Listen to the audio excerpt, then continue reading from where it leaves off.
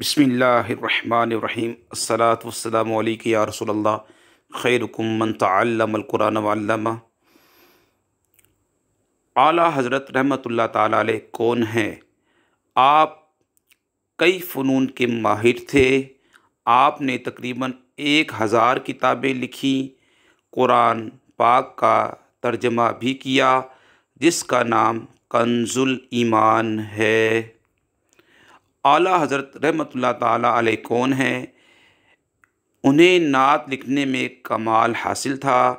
आपके ज़माने में बड़े बड़े शायर गुज़रे हैं, लेकिन आपकी और उनकी शायरी में जो बहुत बड़ा फ़र्क है वो सच्चा इश्क़े रसूल है, जिसने आपको उन तमाम शायरों पर फ़जीलत दी। आला हज़रत रहमतुल्लाह अलैह कौन हैं? आला हज़रत एक बहुत बड़े आलिम दीन और वलीउल्लाह थे, जिन्होंने अपनी सारी ज़िंदगी दीन इस्लाम की खूब खिदमत की और इस्लाम के दुश्मनों को बेनकाब किया। आला हज़रत हिंद के शहर बरेली में पैदा हुए। इनका असल नाम मोहम्मद था, लेकिन दादा ने अहमद रज़ा कह कर पुकारा और इसी नाम से मशहूर हुए। आला हज़रत रहमतुल्लाह अलैह कौन है?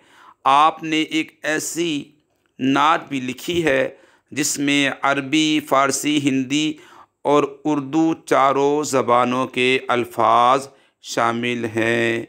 आला हज़रत रहमतुल्लाह ताला अलैह कौन है? अल्लाह ताला ने आपको बहुत से कमालात से नवाजा था।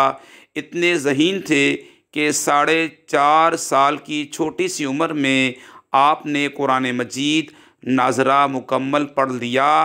आपका हाफ़ज़ा इतना मज़बूत था कि सिर्फ़ 1 माह में कुरान करीम हिफ्ज़ कर लिया। 13 साल 10 माह 4 दिन की उम्र में आपने एक सवाल के जवाब में पहला फ़तवा दिया। वमा अलैना इल्लल बलागुल मुबीन।